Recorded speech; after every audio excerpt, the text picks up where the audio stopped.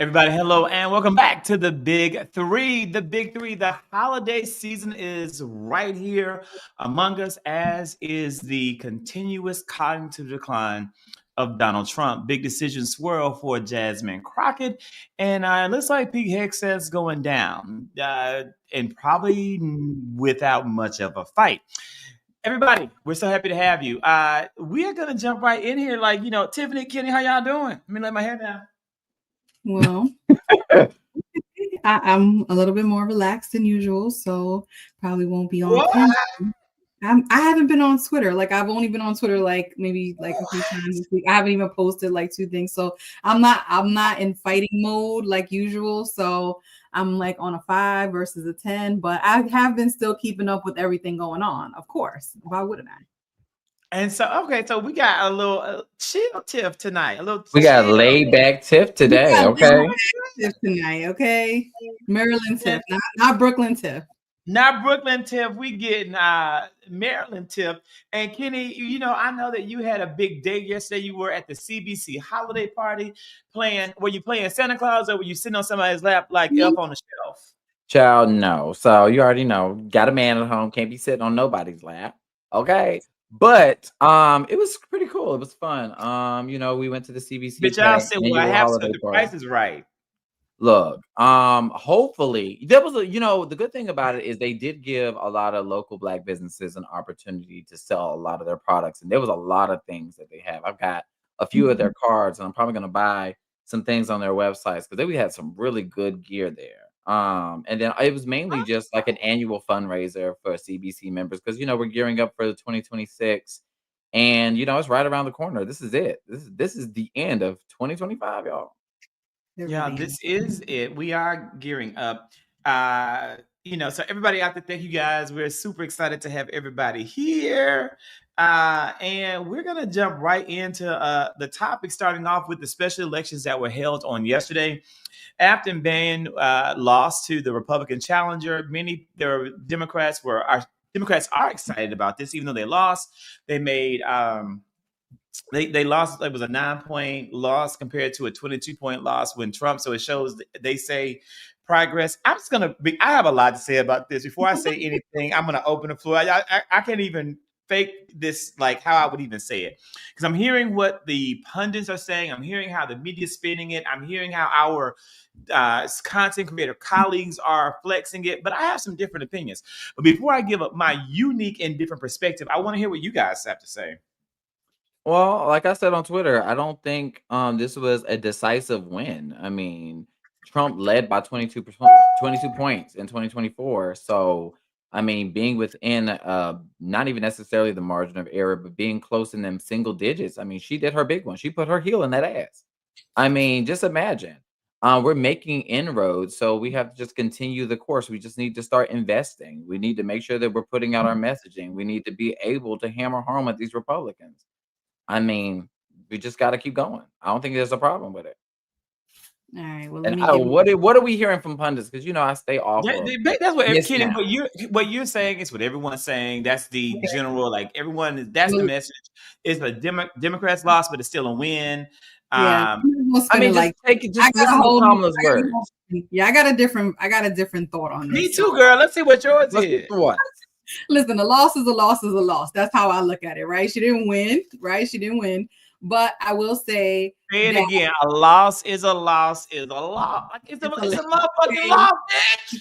Why y'all being so negative? It's true. That's the real tiff right there.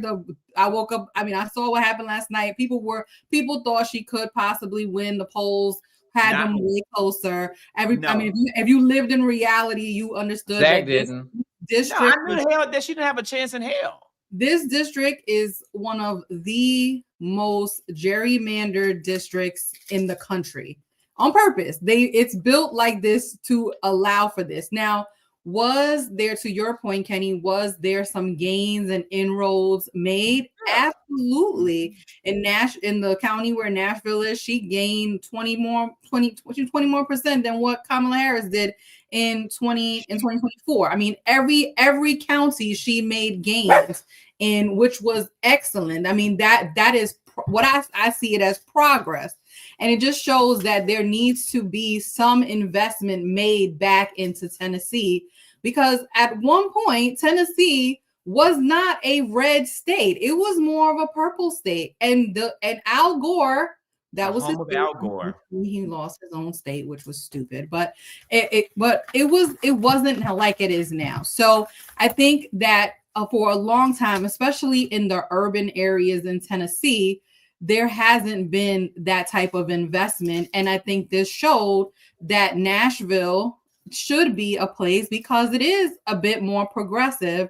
But the issue is the outer counties of this area, they're Republican areas, and there's nothing more that we can do other than try. But this district is really, really mapped the way it is fucked up, and not enough Democrats showed up, and they still outvoted. Was it as bad as in 2024? No.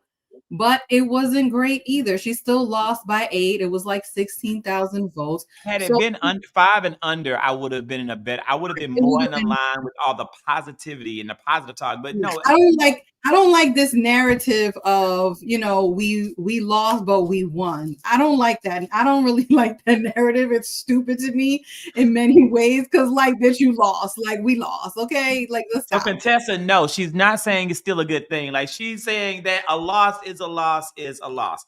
And I'm saying I would have been more in line with saying, it's a good thing if it would have been a lower margin of loss. If it would have been within 5 points, right? A 5-point spread. That's a little bit different, but it was. Hold on. I think we lost you. Okay, my back. There you go. Try it again. These damn polls were saying neck and neck, 1 point, all that. It was highly inflated, and it was just wrong. It was wrong. And I hate it when we want to throw common sense out the window. This is motherfucking Tennessee. Okay? This is Tennessee.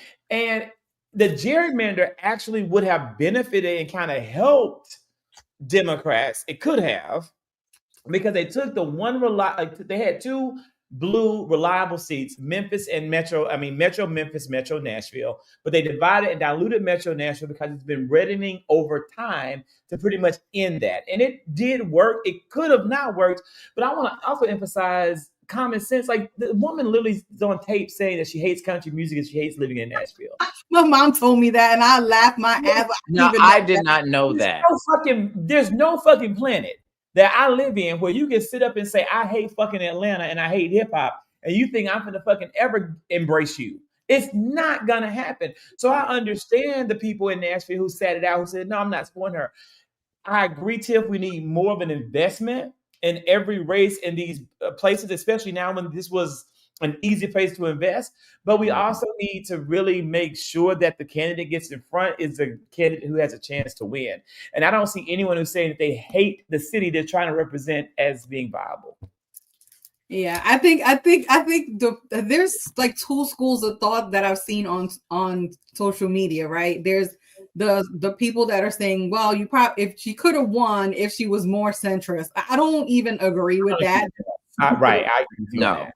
Then it's the opposite side is where people are like, well, we need to be more progressive in order to. I'm like, this lady was, honestly, she was endorsed from a big array of people, from progressives, DSA, to even Al Gore and other people. So I don't think it had anything. Then I saw people blaming Kamala Harris. I'm like, what? The county that Kamala went to, which was Nashville, Nashville, that county, like I said, she won by 20%. So there was gains there. Kamala didn't even mention that lady's name. The whole thing is just so silly to me. That's the overall narrative. Blame the. They always got something. Why come you gotta be here?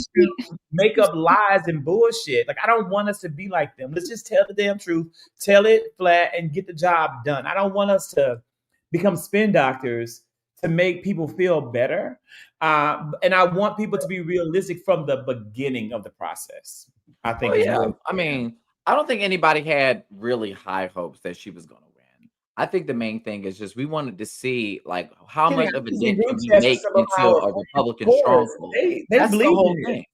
No, Kenny, I'm in the group chat with some of our chorus people from the Good News chat. No, baby, they believe with their whole heart. They really believe she was going to take off Tennessee. There's a lot of people that believe that she was going to be closer than it was. There was a lot of people that actually believe that because they were riding still on the Mamdani thing, so they believe, oh, we're making.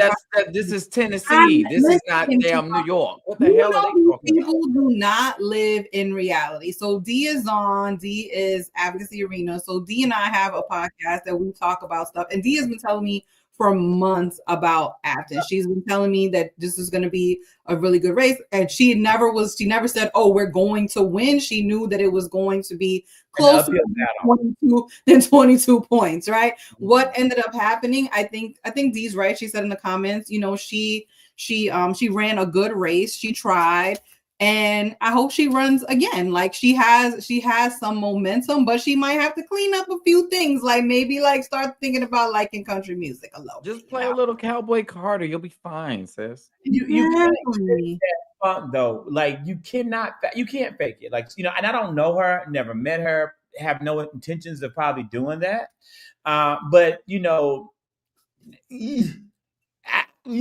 like again, that's tough to come back from. But again, advocacy, you let me know. Like, am I wrong? Like, is saying I hate country music and I hate living in Nashville a death sentence in an election? I tell me I'm wrong. I could be wrong. No, you're not wrong. It's the very thing that I used to say when I used to argue with Amanda Seales when she was telling Kamala Harris to say America is racist. I'm like, how the hell do you tell somebody to say America is racist, vote for me?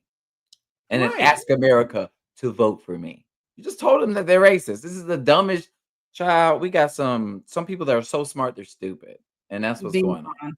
Yeah, and I also think people are not paying attention to how much money went into this race, from the Republican side. Like they spent a lot of money because they fed into the polls, and they really believe that that this was a closer race than it probably was, and they did a good job of trying to get their people out. So they kind of started warning them towards the end because she did really well in the early vote, which is typical for Democrats. They usually do good in the early vote, but that day of vote was problematic because more people showed up to vote on. If you were watching the trajectory of the race last night, you saw it was close. Then it got a little bit separated. That's what Republicans do. That's what they've been doing. Oh, they show up on election. Who knows? Day of voting.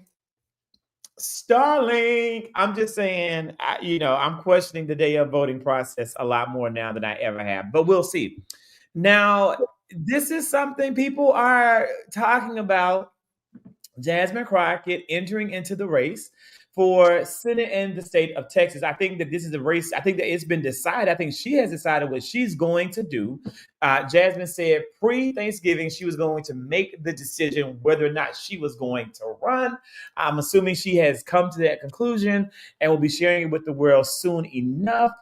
What are we thinking here at the Big Three about Jasmine Crockett and her chances of being the next senator from the great state of Texas? I think she's it's a long shot, no matter what we do. I don't think she's running for Senate. So I don't think she is. I think she's playing a game. I think she's gonna run for the House seat, because then think about it.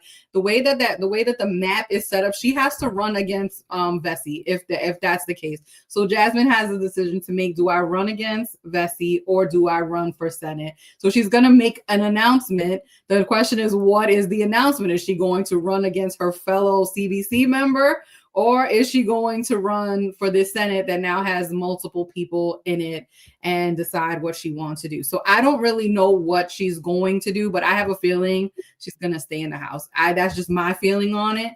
But if she does decide to run for Senate, then so be it. I mean, people should not dissuade her from running for the Senate. I mean, whatever happens, she has the polls. She knows what it looks like. And she knows that if she runs for the Senate, she's not going to come. She's going to have a difficult time coming back to the House, right? Because of the way that these maps are built. So she has some decisions to make, and I respect whatever she wants to do. I'm so over. I haven't even been on Twitter, but I have been on Threads, and this has been like a conversation for the whole week about whether or not she is going to cause trouble. I'm like, shut the hell up. And I saw your video this morning, Kenny, where you went in, well, either yesterday or I think it was this morning. No, it was this morning.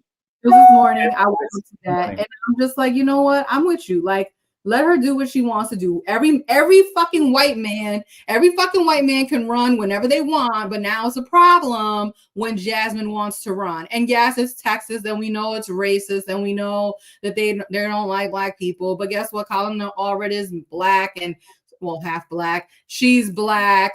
She's a woman. Jasmine knows all the things that are going against her if she runs for Senate. And if she wants to do it, she has all rights to do it. So she has the right to do it.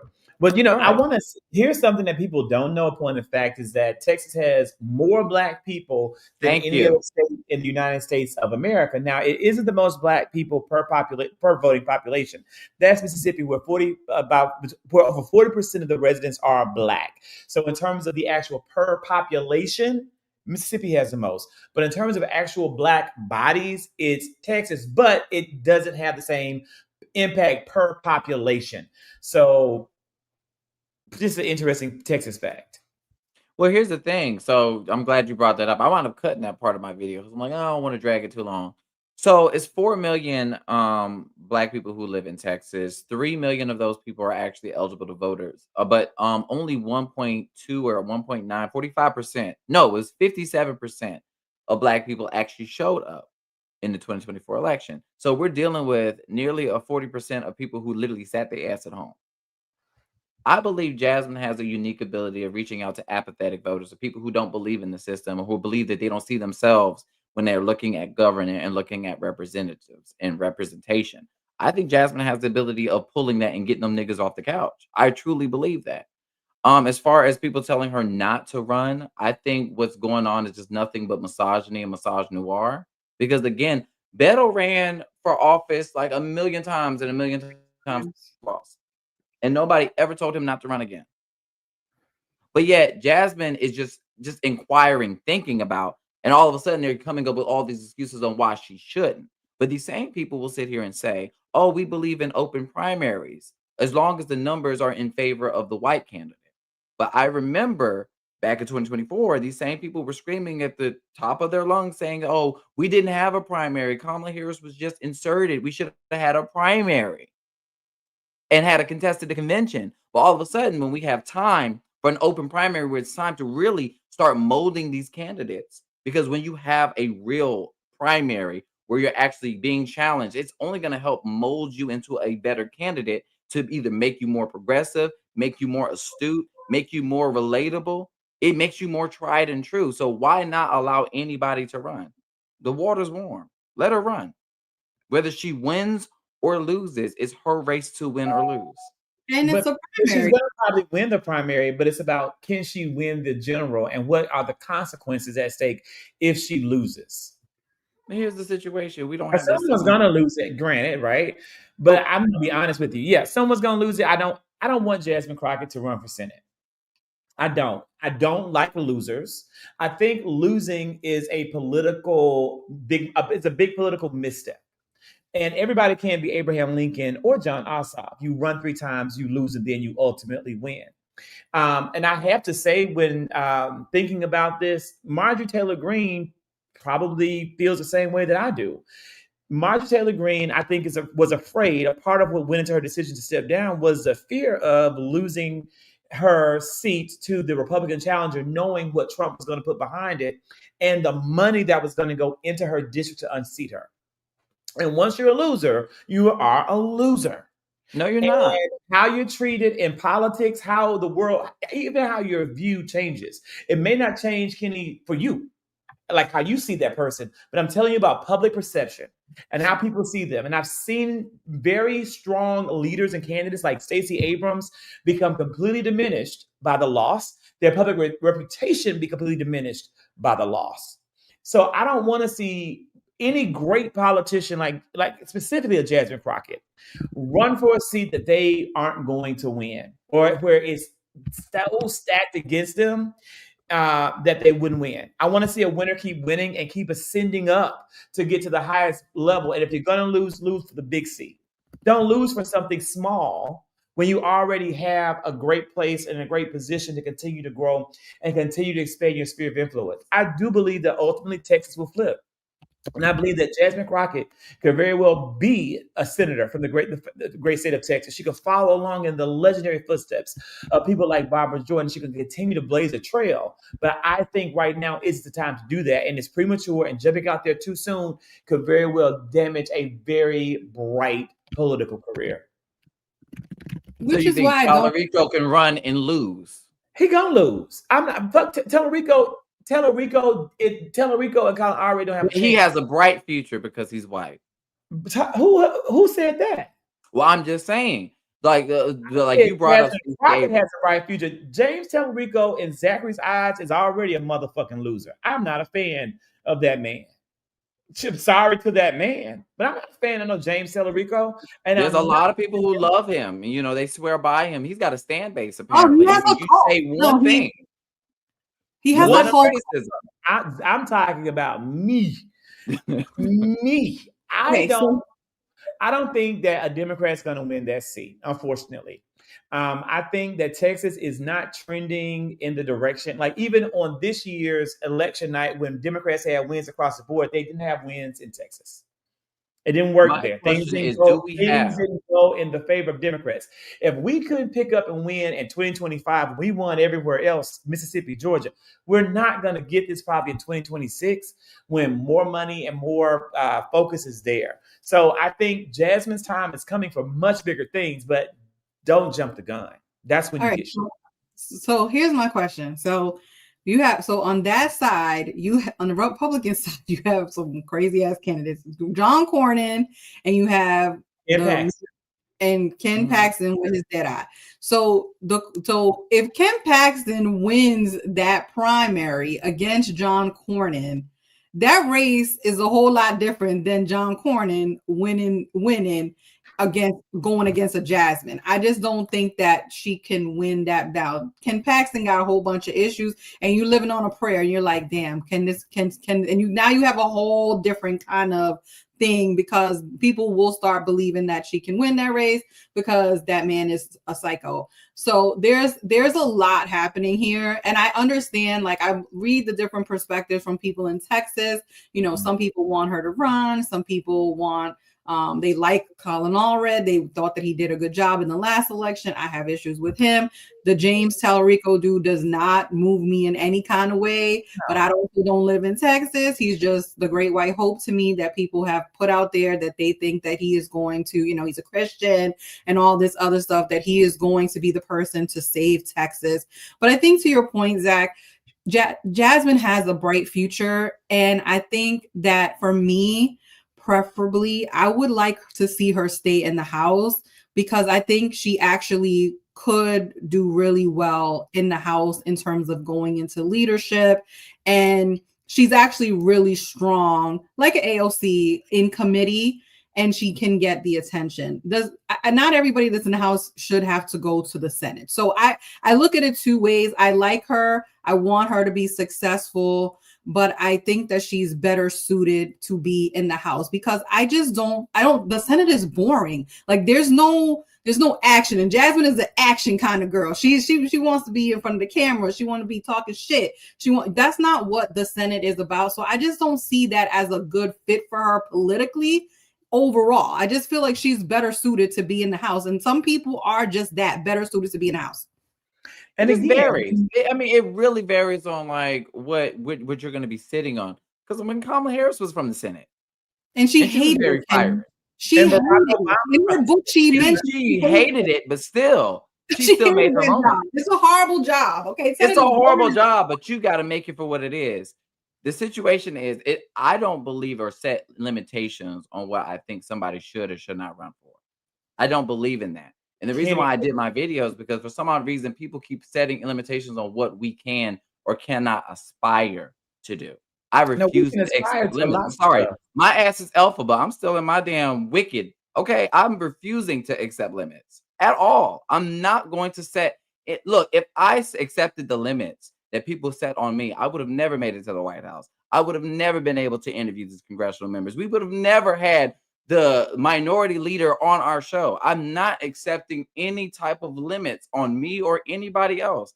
We can make the impossible possible. If we just sit here and listen to what the limitations that people have set on us, we would still be sitting here as sharecroppers. We would have still been picking cotton. We would have still been sitting here selling fried chicken and watermelon. We wouldn't be business owners. We would have been entrepreneurs. We would have never been presidents, senators, congressmen, Kenny, legislators. that's true. I don't believe in setting those limits. But Kenny, and even when we fall, not about how many times you fall, it's how many times you get back up.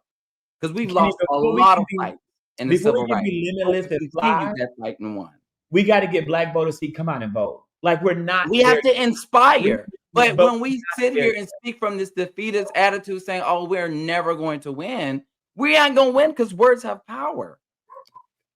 Kenny, words have power. That's I saw Elphaba doing the big spells, baby. I saw that. I saw the Grimace or whatever the book was called. I'm just telling you, I live in realms of reality as well, and I understand that I'm just referencing a movie. But Kenny, think about what has happened to our bright Democratic stars who jumped out there too soon. And again, I gave an example of Stacey, who didn't jump out too soon. Stacey Abrams deserved to be the governor of Georgia. She was overly prepared. She was ready. It was her time. But she still lost. That was one example, maybe not even the best example, but someone in the chat, thank you for saying it, they brought up Beto O'Rourke. How do we view Beto O'Rourke in 2025 compared to how we viewed Beto O'Rourke in 2018? And Beto O'Rourke is just one example. There's so many examples of strong Democratic candidates who jumped out there and lost, who are no longer in the national discussion. The young man, Mandela Barnes. Mandela Barnes was an amazing candidate. He was a great leader. He had great momentum. And where is Mandela Barnes now? All I'm saying is there is danger in making political missteps in politics. And I don't want Jasmine to make any missteps. I feel as though what's ahead of her is so strong, she can continue on the path just like Kamala did without missteps. Kamala didn't lose. Kamala kept going and she kept winning. And so when it was time for a loss or steal, she's going to be able to come back if she so desires, in my personal opinion. I want that same thing for Jasmine. And so if you're Elphaba, I guess who would I be from Wicked? Child, you Glinda. You said hell. I am not Glinda. I'm just playing. But I understand what you're saying. I truly understand. Hopefully she's looking at the numbers, and hopefully if she's gonna make this decision, if she decides to run, hopefully she has the investment in the infrastructure in order to make the investment and what needs to be done for Texas, because we're sitting here talking about it. But again, when I'm listening to the voter outreach and from what I'm hearing on the ground, it's nothing different, even from Talarico's team. When they ask about Black issues, the first thing he talks about is criminal justice reform, as if Black people don't want to be homeowners, if Black people aren't entrepreneurs, if they don't need investments in businesses. And then the same thing when it comes to the Latino population. The reason why we haven't won Texas is because we haven't invested in the Latino population. These people are Americans. So when you're sitting here talking about immigrations, that's not their first thing. Their first thing is, I'm an American. What am I going to do in order to grow a business, feed my family, have a livable wage, have an education? What are we doing? I want to be safe in my community. But instead, we talk about these stupid things like immigration, and it all feeds into the prejudice and what we have, these preconceived notions on what we think people want to hear versus than what they actually need in this moment. And that's what I think will win elections. I have a video dropping tonight on TikTok and tomorrow on Instagram that really talks about how Mamdani won 68% of the male vote, ages 18 to 29, a coveted demographic that Democrats have been crying over since the last election, even though Kamala won that demographic. Kamala won male voters 18 to 29, but for whatever reason, the national media made us feel as though Kamala had a male problem. Well, Mamdani won that with 68% of the vote. And I explore how that happened and what, white Democrats and like Pete Buttigieg and Andy Beshear and Josh Shapiro got all fucked up. And so I agree with you, and that's coming. So And what's also coming is Donald Trump's demise. Look, this man he falls asleep during that. This man called a press conference for 3 hours to run his mouth wearing his big ass tie, those big ass Trump ties he was selling J.C. Penney's and Macy's, and he fell asleep during the press conference multiple times. And it's every excuse being given in the book about his late schedule and how he works all the time and how he never rests. Blah blah blah blah blah blah. Why in the fuck isn't this national news with Jake Tapper? Why the fuck isn't this a book? Why the fuck is that motherfucking Jake Tapper not writing a book about this shit? I mean, we have to hear him. We have to hear them calling Biden Sleepy Joe for all them years, and all them years, literally in the White House, half asleep, sleeping, dozing, and all this other shit. And I'm just sitting here like, this is why I can't even be bothered right now with foolishness, because this is the stuff that really irks my nerves, that we have a media who is ignoring the fact that this man is demented. He has dementia. And I don't say that lightly, because I don't even think that's the right thing to say without a real, but you could look at him and you could listen to him and you could see him and be like, and hear him and be like, yo, this man is not right and he's not okay. And they're just ignoring it. So in my mind, I'm like, you know what? I'm going to ignore it too, because this shit is not going to change until the media starts acting like they did with Biden and challenging the fact of the situation. They're not going to do that because they're afraid of him. They're not going to challenge him. They're not they're in his pockets. What are we talking about? They're never going to hold this man accountable. And the party, the only person that is at least seemingly wants to hold him accountable is now leaving, which is Marjorie Taylor Greene, and Nancy Mace seems like she's going to be right behind her. They're going to have their little woman caucus, fuck Trump, situation going on soon. And it is what it is. But these people are scared, and they're coming from Mike Johnson too. It seems like they're ready to just go apeshit. So Stefanik is coming from Mike Johnson. All these people have had it because they cannot go directly at Trump, so they're going to go to the next thing, which is Mike Johnson. But Trump is old; he needs to go. If Biden had to go, then Trump had to go too. Fuck that motherfucker. All I know is Trump needs to take his ass to the nursing home, okay? Or he could take his ass to Johnson's family's funeral home if he likes. You can go to the mortuary if you like. We can throw you a nice home going since you're on your way out anyway. I mean, I don't give a damn what them doctors say. That little physical therapy on his heart, I don't believe it. I don't believe his heart's in it. He had a whole MRI, and he's like, it was the best MRI that I ever had. What are we even talking about? Like, I'm telling you, this is why I don't have the patience anymore to deal with this fuck shit. This is fuck shit right here. I mean, but look at him. Doesn't he look casket ready? He is.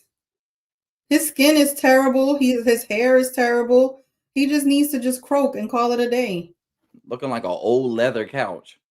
For real, like straight up leather. Disgusting. His face gets darker and darker every day. How do you hate black people and then you have your face looking like that? And just he's trying to represent. That's why he was able to win Texas, because he's representing Leatherface. Mm-hmm. They love Leatherface. Chainsaw Massacre. Speaking of massacre, are we going to get into Pete Hegseth?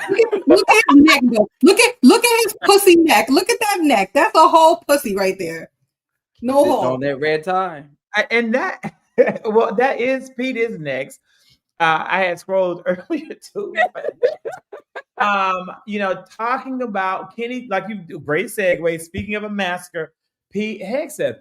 I don't know if I am. There's so many thoughts I'm having about this. I think I do think that Pete Hegseth is.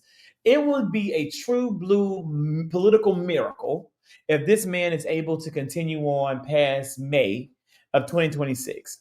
It will also be a testament to the power that Trump still wields and has, right? It is his job as the leader of the executive branch to hold him accountable or to protect his appointee. So now that so much has been exposed, which we already knew, I just didn't know. I didn't believe the media was going to call him to account. And it's clear to me now that the media has made him a target and they still have some power to wield in Trump 2.0. when I saw all of those conservative content creators in the Pentagon and the old offices of mainstream media, I was like, you know what? They're on his ass. They're angry about this, and they're gonna stay on his ass until he's out of there. I mean, here's the thing. Now, he did what he did, but they're going to continue to amplify what he did to ensure that he's removed, because a lot of the people in the Trump administration have done some fucked up shit. A lot of them. And we have seen tons of conspiracy theories. We have tons of questions out there.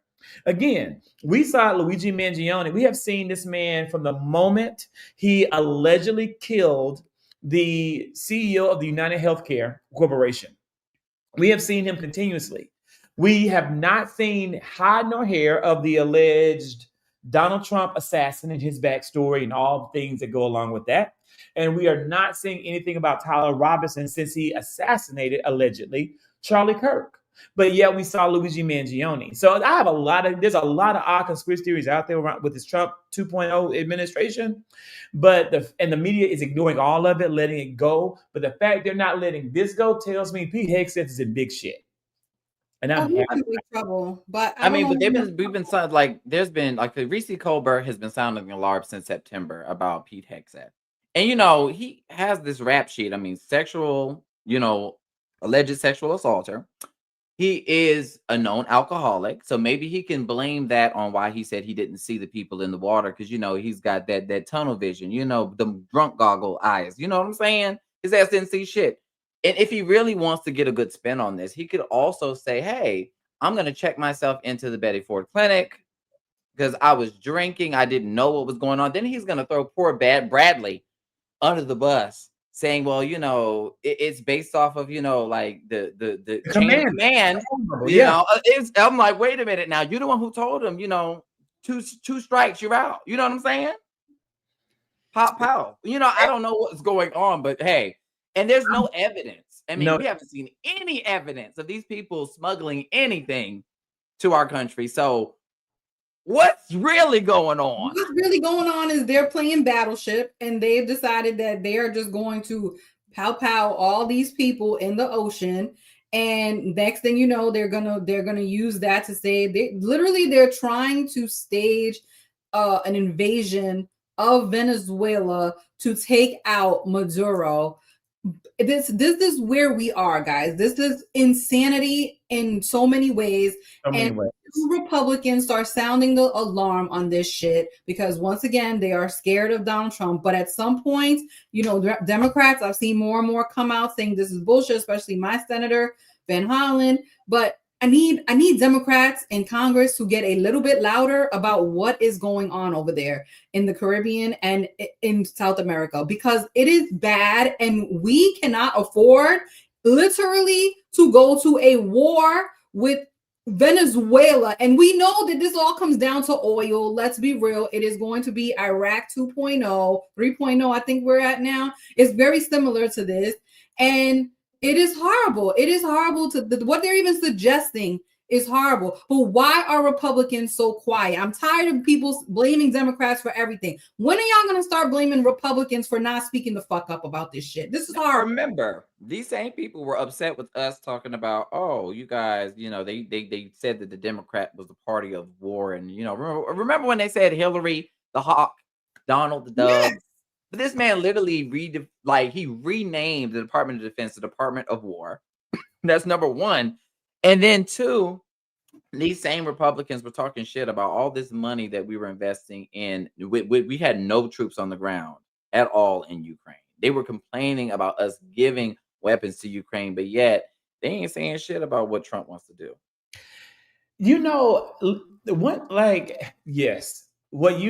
This is what's happening is that these people are testing the moral boundaries of the entire world.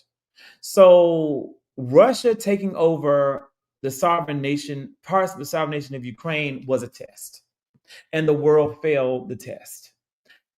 What Benjamin Netanyahu and the Israeli government that supports Benjamin Netanyahu did in Gaza was a test, and the international community failed at that test. And what Donald Trump wants to do to Venezuela is yet again another test. And it's really, some will say this is about oil. I say it's a little bit different.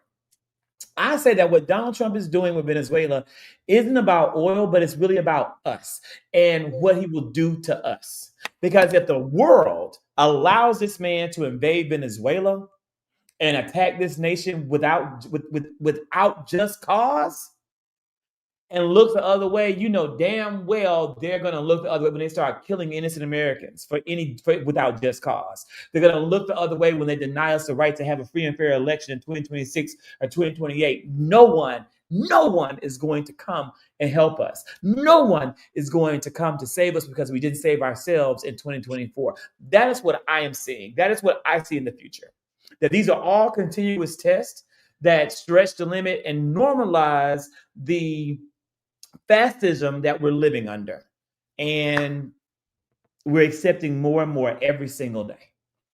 Listen, I don't disagree with that. I damn sure don't. I do still think that there is an oil aspect to this, because this is, and Trump is very transparent about what he thinks. I mean, one thing that Trump is going to do, he's going to tell you the secrets, even if you just got to pay attention. He's like, the gas is going to go down. You know why the gas is going to go down? Because he thinks he's going to take over the oil refineries in Venezuela. Like, this is what he does. So you just got to pay attention to little things. It's all delusional. Because gas did not get better once we went into Iraq. Like, let's be sure didn't. Like, this shit is stupid. But this is how Trump thinks, and he's very predictable in what he says and what he does, because he tells everything out of his big fat mouth. That's right. And so I remember in the very beginning, back when we lost the 2024 election, I said the only hope we have are Republicans. The Republicans are going to be the ones that will have to save us. If there's any hope, it's Republicans. And thankfully, hopefully, we're seeing Republicans in the background stepping up to be like, it's going too far. Because the Pete Hegseth investigation calls are coming with bipartisan support. And, from unlikely places like Mississippi Senator Roger Wicker.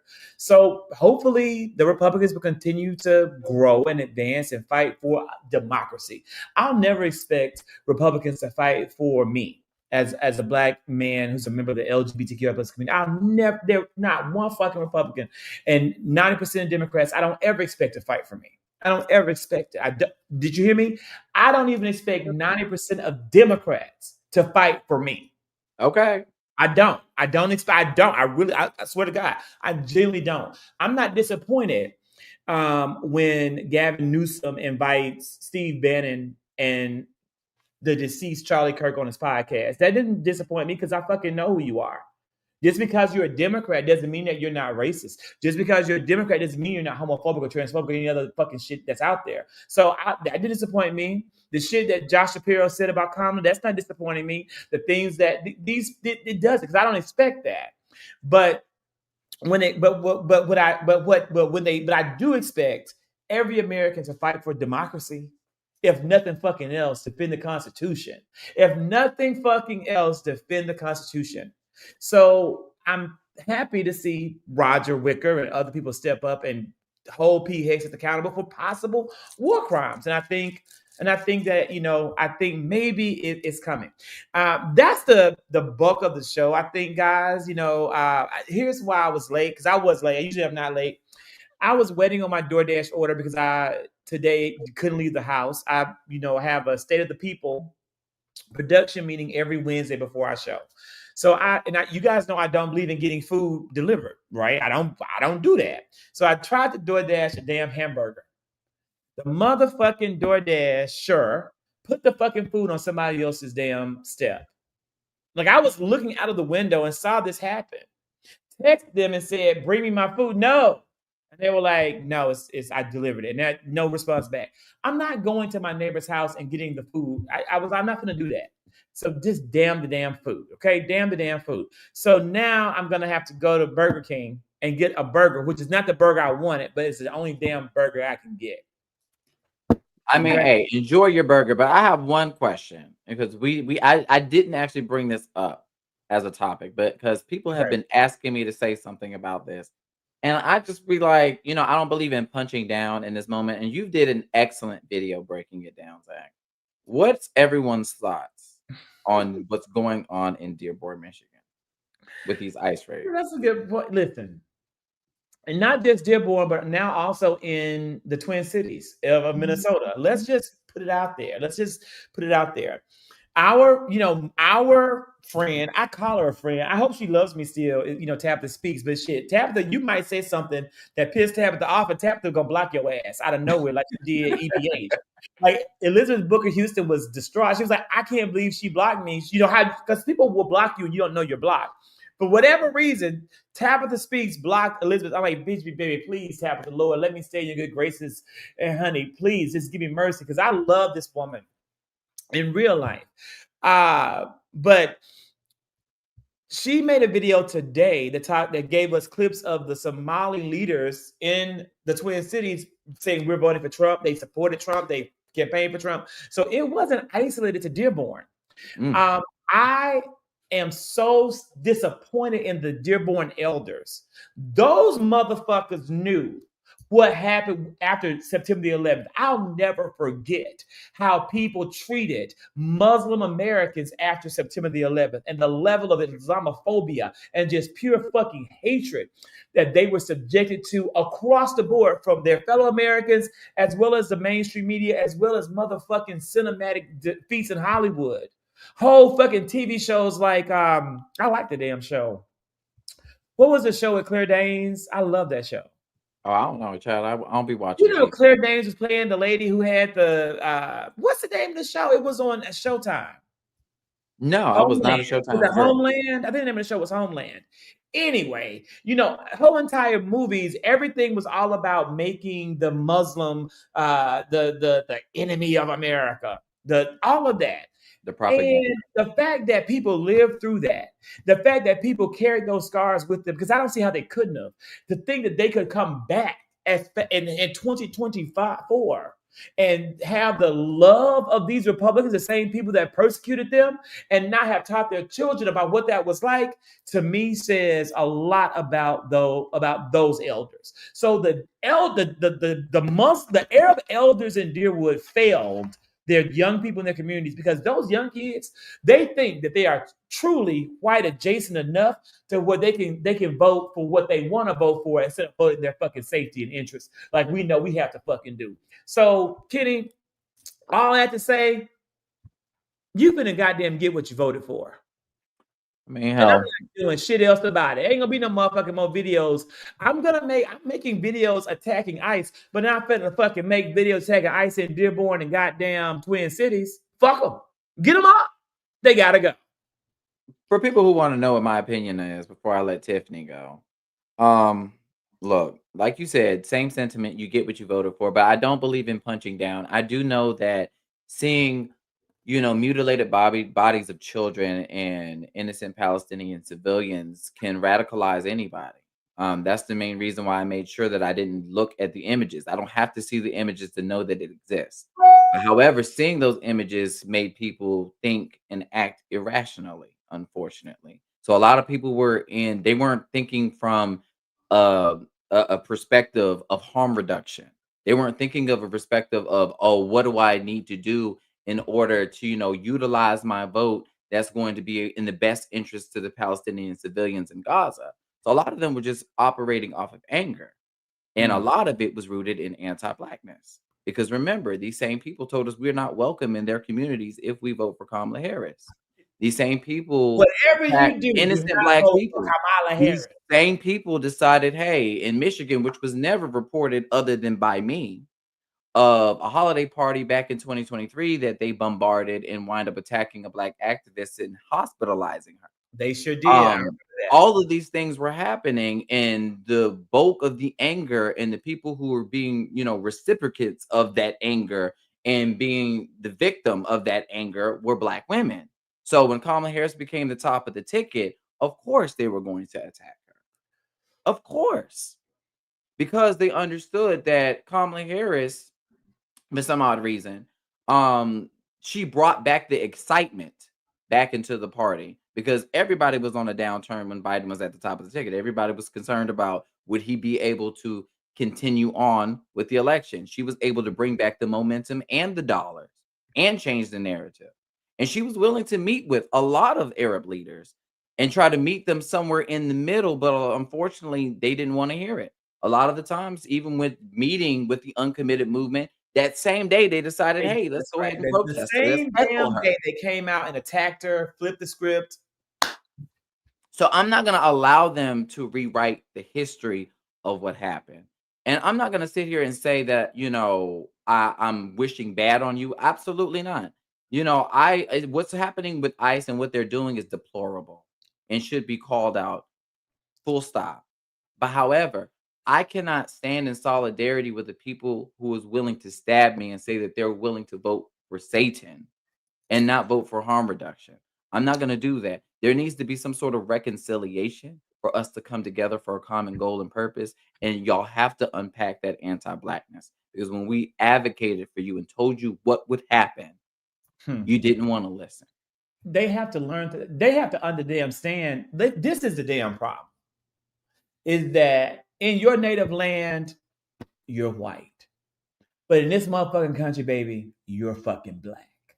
And you need to goddamn wrap your motherfucking mind around that reality. I'm sorry. It sucks for you, doesn't it? But it's a reality. It's a reality. Anything in America that isn't white is fucking black. Accept it, embrace it, and realize it and vote accordingly. Tiff? Oh boy. Okay. Listen.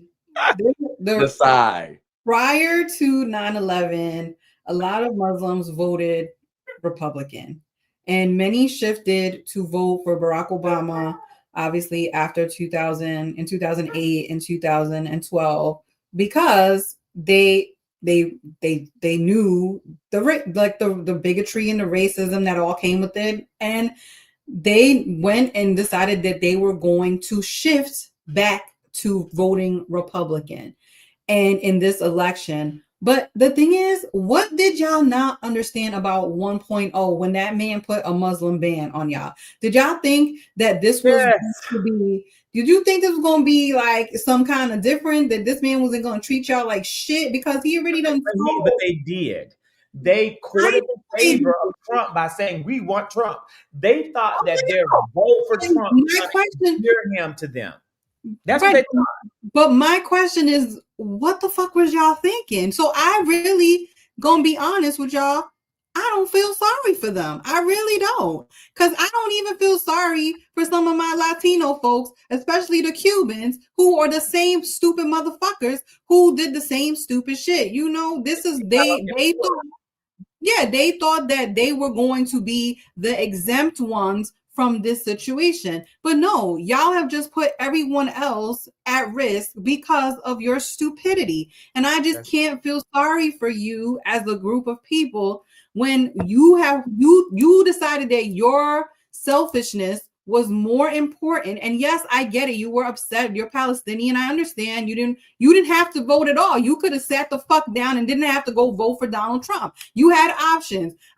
If you're Palestinian and you didn't vote for Kamala, okay, fine. I don't necessarily agree with it, but I understand it. If you went and decided you were going to vote for Trump, then fuck you. Period. Fuck you.